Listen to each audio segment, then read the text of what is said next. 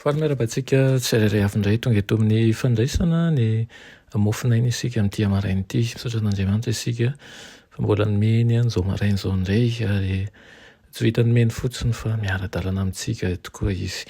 Alohan'ny derantsika ny mofinainan'io dia vavaksika.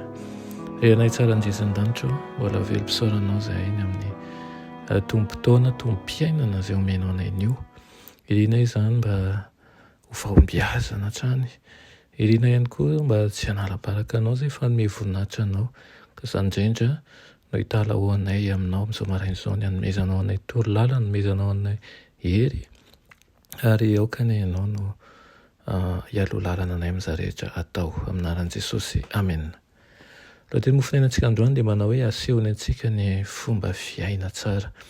Raina amin'ny Timoty voalohany, toko voalohany, 1:20 manao hoe kanefa izao no namonjana fo tamiko dia mba asehon'i Jesosy Kristy eo amiko ny faharipo rehetra ho fianarana ho an'izay rehetra ino azy azahoana fiainana mandrakizay. Amen. Mpampianatra Jesosy, fanabeazana izay tsy mbola hitan'izao tontolo izao na rehatra aiza no netiny.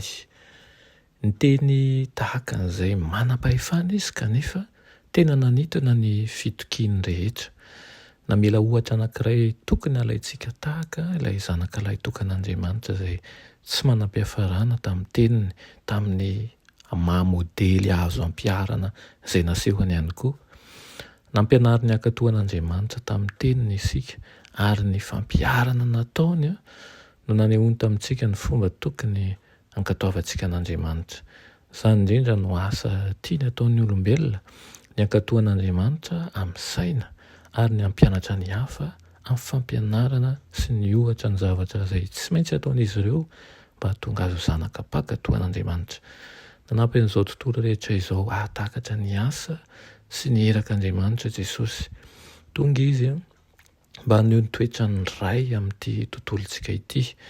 Ary rehefa mandinika ny fiainany, rehefa mandinika ny teny nataony ary rehefa mandinika ihany koa ny asany isika dia tena mahazo fanabeazana momba ny fankatoavana an'Andriamanitra. Isika olombelona no mpiasa natao haneho ny toetran'i Kristy amin'izao tontolo izao. Izany hoe ny olona anankiray izay nandray ny Kristy, izay miaino azy tahaka ny hainoan'i Kristy an'irainy sy hanaovany asany irainy dia tokony olona izay tia fankatoavana, tokony olona izay tia fanabeazana satria mahazo fanabeazana avy amin'izany. Tonga teto amin'ny tontolontsika ilay mpampianatra lehibe mba hitarika hay sy ho anao, hanome fampianarana izay ahafahantsika manaraka an'ilay ohatra tsara indrindra.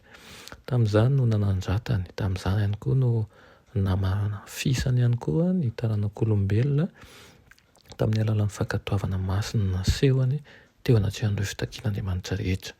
Nasehony Jesosy fa azo atao tsara ny mankatoa an'ireo didin'Andriamanitra rehetra. Nasehony ihany koa fa azo atao ihany koa ny mankatoa mandritra ny fiainana manontolo mihitsy. Ilay ratsy, ny Satana kosa dia manesika mandrakariva amin'ny sain'ny olombelona hoe tsy ho vitanao mihitsy ny ankatoan'ireo. Manesika sy manababo hatrany izy manao hoe tsy havita ankatoan'ireo mandritra ny fiainana manontolo ianao. Tao amin'i Jesosy no nahitantsika ny fenitra tonga lafatra. Ny aneho an'izany fenitra izany, izany no tena idealy tokony ho tratrarintsika. Ny aneho ny toerana tokony hisy ny olombelona rehetra fa izay mandray azy dia ho tonga fahasoavana noho ny nahatongavan'Andriamanitra nofo mihitsy. Izany no antony nahatongavan'i Jesosy teto amin'ity tany ity. Tonga izy mba haneho ny fomba tokony hanofanana ny olona, hahatonga azy ireo mendrika ny mahazanak'Andriamanitra azy. Nasehony fa tokony hampiatra ny fitsipika sy hiaina ny fiainan'ny lanitra isika tsirairay avy izao eto amin'ity tany ity. Azadiny mandrakariva fa izy ny lalana sy fahamarinana ny fiainana. Raha amin'ny herin'ny tenantsika dia kina tokoa fa tsy mahavita isika. Kanefa izy efa nandefa ilay mampahery, ilay mpananatra, ilay mpitaridalana dia ny fanahy masina mba hatonga antsika ho tanteraka amin'ny zavatra rehetra. Irina dia hanao fiaikana atraniny asika ka amin'ity marain'ity dia hanao fiaikana indrindrandrindra no hatonga antsika ho mpakatoa ary olony fanabiazana, olony havita andinika ny fiainana sy hayandanjalanja na ny zavatra rehetra atao na ny teny alohan'ny vavany isika. Amen. To malalo misotro anao zahay ny amin'izany teninao zany.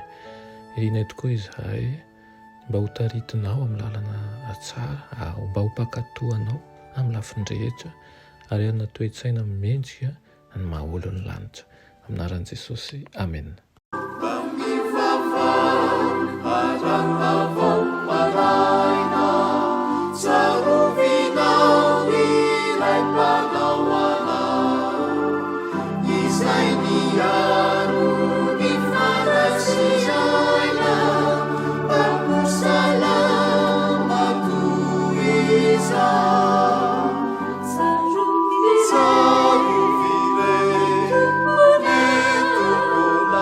Savior.